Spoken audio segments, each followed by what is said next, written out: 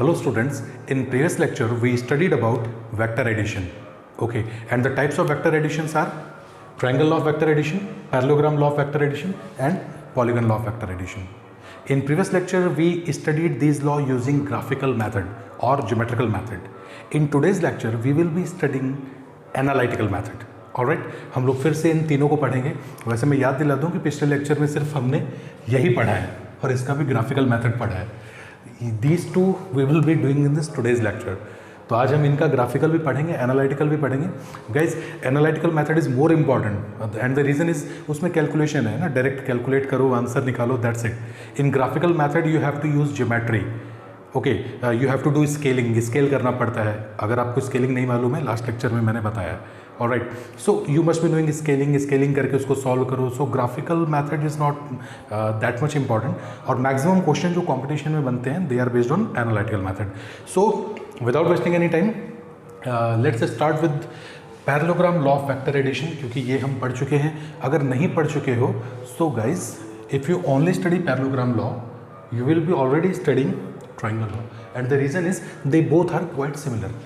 बहुत सिमिलर हैं और ये इन सब में सबसे आसान है. अब ये दोनों सिमिलर कैसे हैं? In both the cases parallelogram law means समांतर चतुर्भुज नियम, समांतर चतुर्भुज, triangle. In both the laws, दोनों के दोनों नियमों में we only add two vectors. हम दो वैक्टर्स को ही जोड़ते हैं और थर्ड वन जो है वो रिजल्टेंट बताता है. दोनों में सेम चीज़ है.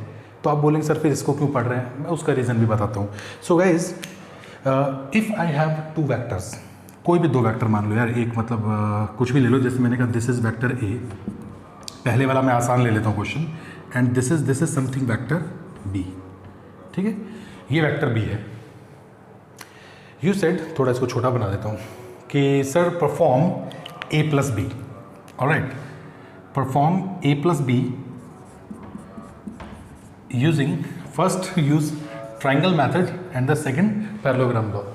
So what we do in triangle method and what we do in parallelogram, guys, we can only shift this vector without changing its direction anywhere in this plane. यानी कि इसकी डायरेक्शन नहीं बदल सकते हैं. बाकी आप इसको ऐसे ले जाओ, ऐसे ले जाओ, है ना, इसको आप ऐसे ले जाओ, ऐसे ले जाओ, नो प्रॉब्लम, कैसे भी करो, बट ऐसा डायरेक्शन नहीं बदल सकते हैं. ठीक है. सो ट्राइंगल में क्या होता था? ट्राइंगल में होता था हेड टू टेल, है ना, हेड से टेल मिलाओ. ट्राइंगल में क्या होता है? हेड से टेल मिलाओ. ठीक है, हेड टू टेल. और इसमें क्या होता है? इसमें होता है टेल से टेल मिलाओ. गाना सुना ना, टेल से टेल मिलाओ. ठीक है, नहीं वो ताल से ताल मिलाओ है, तो कंफ्यूज मत हो ना. सो व्हाट वी डू, देखो इसकी टेल ये है, इसका हेड ये है, इसकी टेल ये है, हेड ये है, दोनों को मिलाना है. सो अब देखो क्या करना है, इसको ऐसे घुमा नहीं सकते, तो करना क्या है, इसको ऐसे पकड़ के ले आओ, ये ले ले ले ले ले ले और यहाँ ले आके मिला दिया. ठीक है. तो इसको अगर मैं यहाँ ले आऊँ तो ये वेक्टर जो है ये कुछ ऐसा बन जाएगा. थोड़ा और लेंथ चलो छोटा कर देता हूँ इसको. कुछ ये ऐसा वेक्टर बन जाएगा. This will be vector A. दोनों की टेल जो है एडजॉइन हो गई. डेफिनेशन जो है इस बार you will be getting in description. So after completing the lecture go to description, there you will get all definitions. Okay, तो भी डेफिनेशंस की चिंता मत करो. सो अच्छा, इसी क्वेश्चन को अगर मुझे ट्राइंगल लॉ से करना है, सो इन ट्राइंगल लॉ हेड से टेल मिलाओ. तो इसको मैं ऐसा लेके आया हूँ यूँ, है ना, देखना, इसको मैं ऐसे लेके आ गया सो दैट दोनों की टेल मिल गई. ट्राइंगल लॉ में ऐड करने के लिए इसको मुझे ऐसे लाना पड़ेगा. इस वाले का head of first vector, tail of second vector. ठीक है. तो ऐसा कोई घबराने की ज़रूरत नहीं है. ट्राइंगल लॉ में मुझे क्या करना है? ट्राइंगल लॉ में मैं बोल दूंगा सपोज दिस इज़ ए, और ये यहाँ पे जो है ये मेरे पास बी है. तो ट्राइंगल लॉ में क्या करना पड़ेगा? इसको ऐसे लेके आओ कि ये इसके हेड पे आ जाए. तो एज इट इज़ उठा के यू ले आओ यहाँ ऐसे, दिस इज बी. ठीक है. और ट्राइंगल लॉ में रिजल्टेंट कैसे निकालते हैं? रिजल्टेंट निकालना तो और आसान है. ट्राइंगल में कितनी साइड होती है? 3. दो वेक्टर को ऐड कर रहे हो, थर्ड साइड जो ट्राइंगल को अपोजिट डायरेक्शन में ट्राइंगल बनाती है, that will be showing the resultant. तो अपोजिट डायरेक्शन देखो. अब सुनो, ये सेम डायरेक्शन से मेरा मतलब ये नहीं है कि ये और ये दोनों सेम है. They are in the same order. Same order मतलब ऐसे चल रहा है, यानी कि इसका एरो इधर, इसका एरो इधर, अब तीसरे का यूँ आना चाहिए लेकिन अपोजिट आएगा क्योंकि रिजल्ट निकालना है। तो थर्ड जो है रिजल्टेंट वो ऐसे आएगा, जो ट्राइंगल को बंद करेगा, जो ट्राइंगल को बंद करेगा। कर दिया इसने बंद, अपोजिट डायरेक्शन में किया इसने। So this will be the resultant, यानी कि ये परिणाम है, ये परिणाम निकालेगा। और डायरेक्शन देखनी है तो यहाँ से अल्फा करके डायरेक्शन निकाल लो। Got it. पैरेललोग्राम लॉ भी बिल्कुल सेम है, बिल्कुल सेम, बस फर्क क्या है, इसमें टेल से टेल मिलाओ। आपने दोनों की टेल मिला दी, कोई दिक्कत नहीं है। Parallelogram law says if two vectors A and B और पी एंड क्यू, तो ए और बी नहीं लिखना है, मत लिखो, आप इसको पी और क्यू लिख दो। चलो, if two vectors shows two adjacent sides of a parallelogram, then their resultant is the diagonal of the parallelogram which starts from their common intersection point। यानी इस पैरेललोग्राम का डायगोनल जो होगा वो इसके रिजल्टेंट को शो करेगा, आर को शो करेगा, जो दोनों के इंटरसेक्शन पॉइंट से निकलेगा, कॉमन इंटरसेक्शन पॉइंट से। देखो, इसको मैं इस तरह से बना सकता हूँ, बिल्कुल बना सकता हूँ भाई, क्यों नहीं बना सकता। एक बात बताओ कि जो ये है पैरेललोग्राम में, वही साइड ये होती है समांतर चतुर्भुज। सो ये जो क्यू होगा तो ये वाला भी क्यू होगा, तो इसको मैं यहाँ पे भी क्यू लिख सकता हूँ। तो अगर इसको ध्यान से देख लो, वैसे ये एक तरह से ट्राइंगल लॉ ही तो हो गया।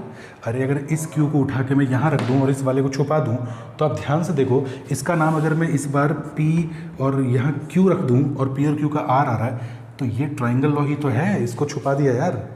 तो देखो, P इधर जा रहा है, Q जो है वो ऊपर की तरफ जा रहा है ना, हेड से टेल मिल रहा है, और रिजल्टेंट जो है वो यहाँ मिल रहा है, अपोजिट डायरेक्शन में बंद कर रहा है। सो पैरेललोग्राम भी एक तरह से ट्राइंगल का ही है, रिजल्टेंट दोनों का सेम है। तो चाहे हेड से टेल मिलाओ, चाहे टेल से टेल मिलाओ। Clear? Okay. Theta is the angle between P and Q and alpha is the angle between resultant and P। देखो, इस P वेक्टर और Q वेक्टर में कंबाइंड एंगल थीटा है, कंबाइंड एंगल थीटा है। और direction कैसे निकालनी है? जब इस P वेक्टर को इस रिजल्टेंट R के बीच का एंगल है वो अल्फा है, this is the direction of resultant. तो आपने A प्लस बी कर दिया कि नहीं कर दिया? इस बार दोनों का रिजल्टेंट निकाल लिया, दैट्स ऑल, हो गया हमारा लॉ। अब आपसे रिजल्टेंट पूछा जा सकता है, that we will be doing using analytical method. Clear हो रहा है कि नहीं क्लियर हो रहा है? कोई दिक्कत वाली बात इसके अंदर नहीं है ना? ठीक है, मैं एक एग्जांपल आपको और दे दूंगा, उसके बाद रिलैक्स हो बिल्कुल। रिजल्टेंट निकालना है तो मैं यहाँ से एक परपेंडिकुलर ड्रॉ कर सकता हूँ। ये एनालिटिकल मेथड शुरू हो गया है। अरे यहाँ से भी कर सकता हूँ मेरे भाई, ये लो ये लो, ये भी कर दिया, लो, दोनों में बात कर रहे हैं। अब आप मुझे बताओ कि बच्चों ये क्यों है? अच्छा, ये मैंने कह दिया थीटा। अब आप ये मत बोलना कि सर ये क्यों एंगल नहीं है P और Q के बीच में। भाई अगर P वेक्टर ये है और Q वेक्टर ये है तो दोनों के बीच में एंगल देखना है, तो या तो दोनों की टेल मिलनी चाहिए या दोनों का हेड मिलना चाहिए। If you want to see the angle between two vectors, then the angle will be considered if their heads are coinciding और टेल्स आर कोइंसाइडिंग। यहाँ इसका एरो इसके टेल से मिल रहा है तो ये एंगल नहीं होगा, एंगल होगा ये वाला। तो फिर ये अल्फा क्या है? अरे अल्फा रिजल्टेंट का एंगल है, जो रिजल्ट परिणाम निकला ना वो P से जो एंगल बना रहा है वो अल्फा है, ये नहीं है। इनका एंगल तो यहाँ थीटा आएगा। सो ये थीटा है। यार तुम फिर P Q से परेशान हो रहे हो, मैं फिर A भी लिख देता हूँ। ये Q और थीटा मैं बिल्कुल एक जैसा लिखता हूँ। तुम बोलोगे सर भी यार बड़ा कंफ्यूज कर रहे हैं। चलो सॉरी है ना, लास्ट टाइम, अब नहीं बदलूंगा इसको। ये लो, कई बार क्वेश्चन में PQ आता है तो मैं PQ लिख देता हूँ इसको। लो, अब थीटा और Q तो एक जैसा लग रहा है, व्यूज़ वैसे भी नहीं आते यहाँ पे, ठीक है। तो ये हमारे पास हो गया B वेक्टर, ये हो गया हमारे पास A वेक्टर। अब जरा तुम बताओ यार, ये B है ये थीटा है, तो ये B cos थीटा हो जाएगा। नहीं पता है तो रिजोल्यूशन ऑफ वेक्टर्स को अभी देखो।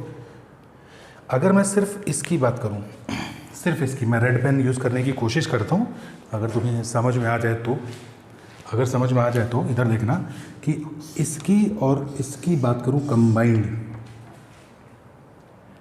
तो क्या मैं यहाँ से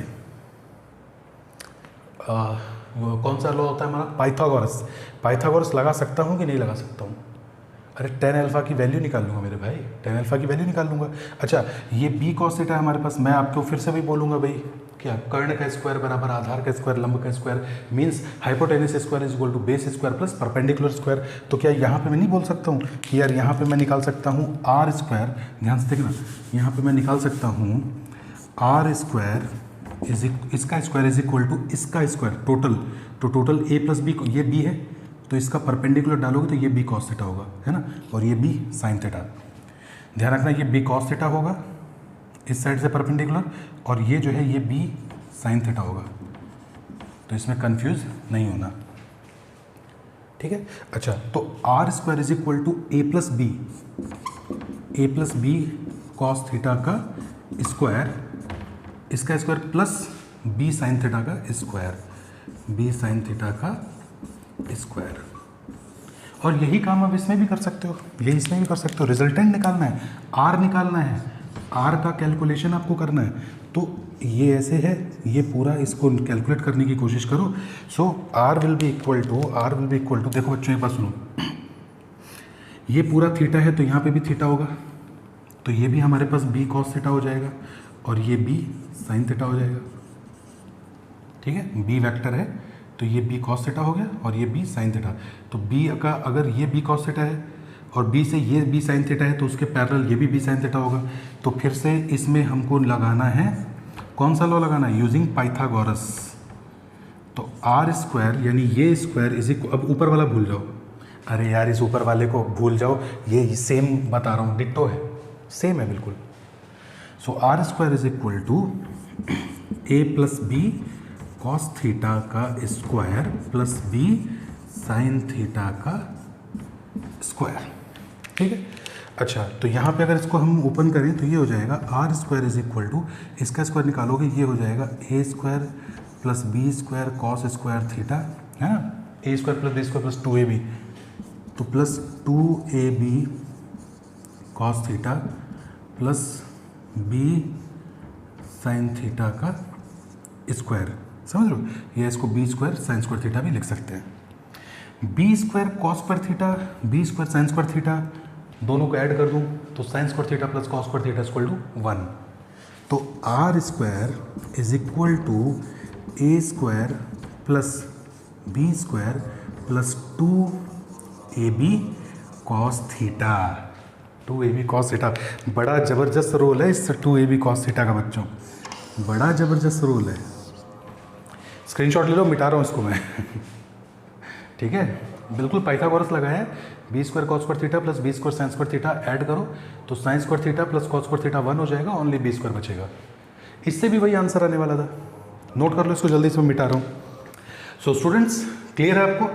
triangle law, parallelogram law almost same है, दोनों में दो वेक्टर्स होते हैं, दोनों वेक्टर्स को हम लोग क्या करते हैं, ट्राइंगल लॉ में पहले वेक्टर की हेड और दूसरे की टेल को ऐसे मिलाते हैं यूं, और ट्राइंगल को जो बंद करने जा रहा है, क्लोज करने जा रहा है, थर्ड साइड, वो अपोजिट ऑर्डर में, अपोजिट डायरेक्शन या अपोजिट ऑर्डर या अपोजिट डायरेक्शन, देखो ये ऐसे चक्कर चल रहा है, क्यों, इसका एरो इधर, इसका एरो इधर, बट थर्ड वाले का एरो इधर।